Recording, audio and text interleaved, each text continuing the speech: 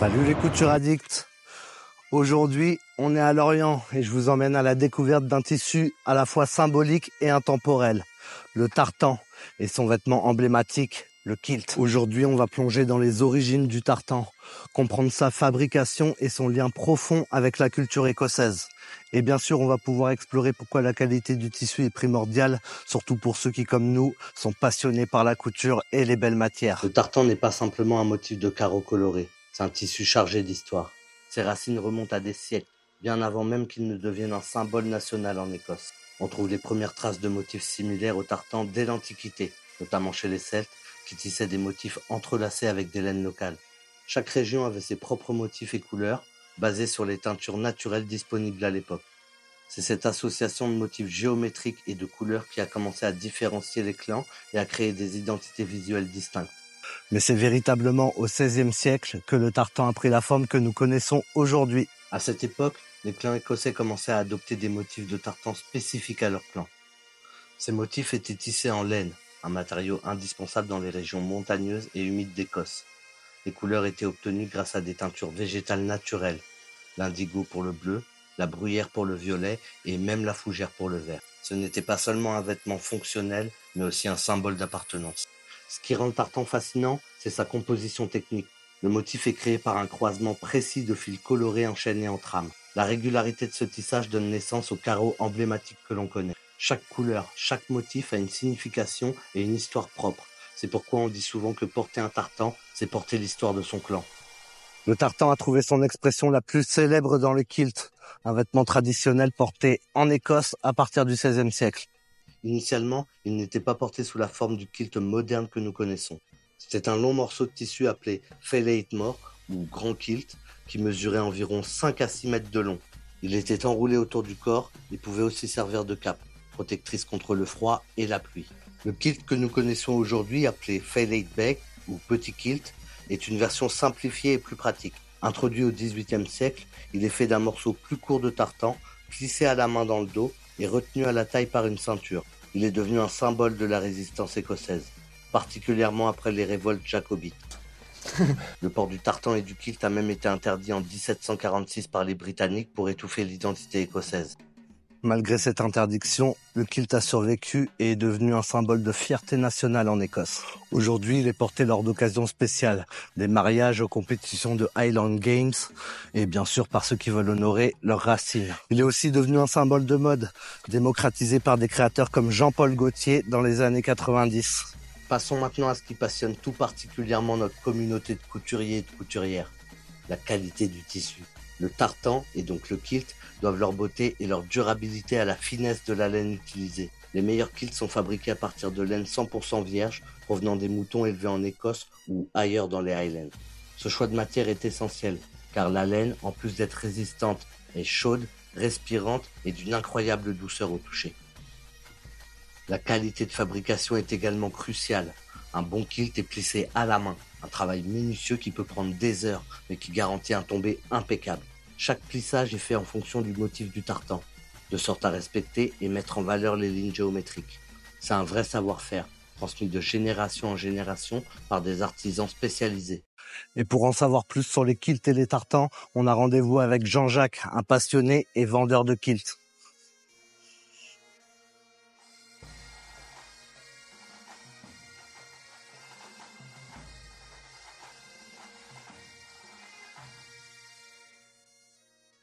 Bonjour Jean-Jacques. Bonjour Jack. Est-ce que tu peux nous parler un petit peu de ta boutique et de ce qui t'a emmené à vendre des kilts? Ouais, tout à fait. C'est par le biais du papa, c'est un héritage. Il a démarré avec le Festival interceltique en ayant un stand. Il a créé le Tartan National Breton, qui est très connu maintenant, qu'on présente plus. Il a ouvert sa boutique à Paris, donc maintenant ça fait une vingtaine d'années que ça existe. Moi j'avais la volonté de continuer ce qu'il a créé, puisque c'est un bel héritage, c'est un bel univers, c'est chouette. Il y a des beaux tissus, il y a de belles matières, donc voilà. Ok, tu t'éclates quoi. Ouais, c'est ça. C'est quoi les aspects les plus importants à considérer quand on choisit un kilt? C'est-à-dire? Au niveau, ça peut être la qualité, le tombé, voilà, peut-être les couleurs aussi. Alors, ouais, il y a plusieurs choses dans ce cas-là. C'est que déjà, il y a plusieurs qualités de kilt. Il y a les kilts pas chers qu'on va appeler des beer kilts, kilts débutants, etc. Donc c'est pas du 100% laine, c'est pas la vraie qualité, voilà, ça n'a rien à voir esthétiquement avec un vrai kilt qui va être 100% laine, qui lui va être une pièce magnifique. Le tombé du tissu sur le vrai kilt va être juste incroyable. Le comportement des plis qu'on a derrière le kilt sur le moment où on va marcher avec, ça va être juste magnifique. Le beer kilt, lui, à côté, c'est un kilt plus léger, qui va être plus abordable aussi, parce que le vrai kilt, on est aux alentours des 640 à 850 € sur mesure. Et le beer kilt, on est aux alentours, ça dépend, mais entre 69 et selon les endroits où on l'achète, ça peut monter à 120, 130 €, quoi. Voilà. Mais donc effectivement, il y a le choix de couleurs, les couleurs qu'on va appeler des tartans. Les tartans vont représenter quelque chose. Donc au niveau de l'Écosse, ça représente des clans, des familles.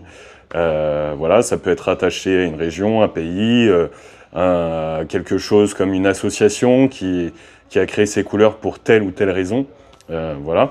Et aujourd'hui, en Bretagne, on a la chance d'avoir nos couleurs. On a 19 tartans au total.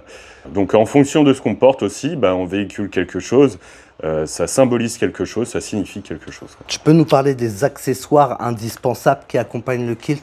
Ouais, on va se mettre avec le mannequin, comme ça sera peut-être un peu plus parlant.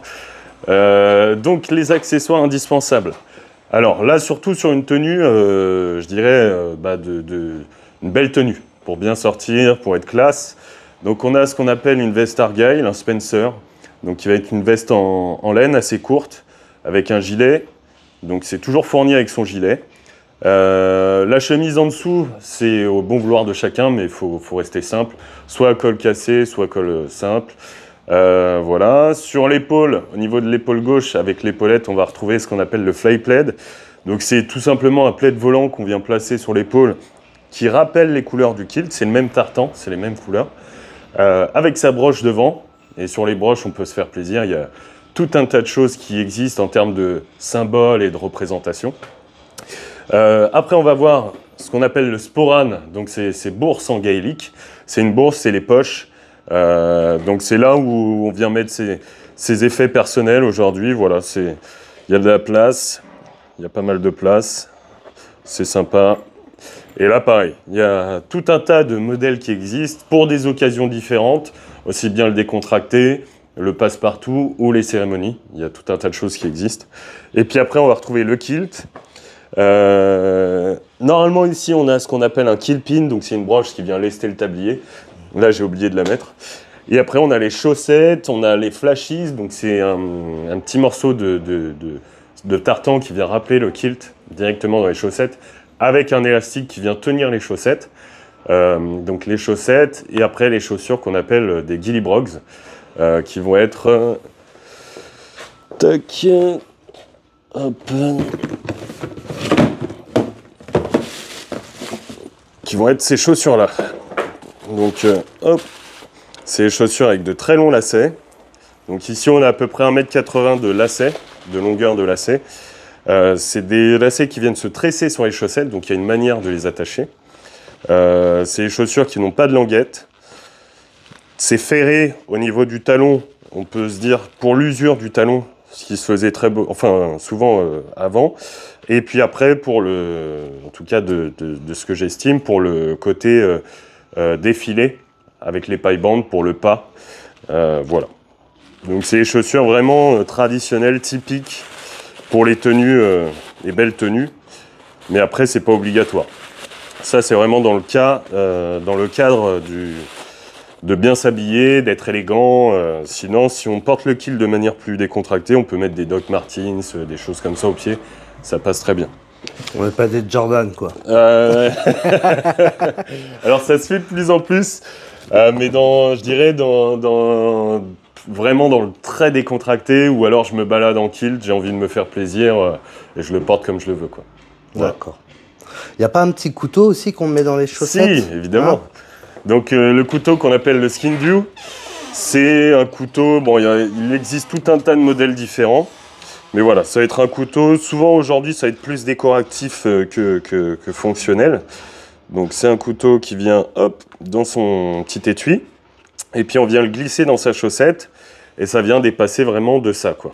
D'accord. Voilà. Hop. Et après il existe tout un tas de modèles différents, c'est encore pareil. L'univers du kilt c'est un monde où on peut personnaliser, on a un choix d'accessoires vraiment très très large. Et en fonction des symboles, des clans, etc. C'est ce qui fait qu'il y a une possibilité vraiment très très grande. Ok, ben je te remercie Jean-Jacques pour toutes ces explications. Tiens, tu peux nous dire où se situe ta boutique sur Lorient? Ouais, alors c'est 3 rue Auguste Nayel, donc dans la rue des Antiquaires. Voilà, vous pouvez pas louper la boutique normalement si vous passez dans cette rue, donc c'est à Lorient. Et voilà. tu es ouvert tous les jours? Je suis ouvert du mardi au samedi, de 10h30 à 12h30 et de 14h à 18h30. Et ce sera avec plaisir d'accueillir tout le monde. Ok, pas de souci. Merci Jean-Jacques. À merci bientôt. à toi. À bientôt. Ciao. Ciao. De retour à l'atelier, je me suis rappelé qu'il me restait quelques petits coupons de tartan dans mes tiroirs. Alors j'ai décidé de créer une pièce unique qui rendrait hommage à la culture celtique, sans partir sur les clichés bien sûr. En gros, je veux une pièce discrète mais qui claque direct quand on la regarde. Alors je me suis inspiré du sporran, la bourse qui se place sur le kilt que je vais détourner en une petite pochette ronde trop stylée. Pour ajouter du cachet, j'ai créé un passepoil en satin que je viendrai insérer dans les coutures. Je soigne l'assemblage et les finitions pour un rendu impeccable et je viens la customiser avec quelques breloques pour le souci du détail. Et voilà le résultat. Que vous soyez passionné par l'histoire, les tissus ou la couture, le tartan et le kilt offrent une fascinante combinaison de tout ça. Ils incarnent des siècles de tradition, de savoir-faire artisanal et de symbolisme culturel. Alors que vous portiez un kilt ou que vous tissiez vos propres rêves de couture, rappelez-vous que chaque fil a son histoire. Merci de m'avoir suivi dans cette exploration du tartan et du kilt. N'hésitez pas à laisser un commentaire si vous avez des questions ou des anecdotes à partager. Et moi je vous dis à bientôt pour une prochaine vidéo. Tchou!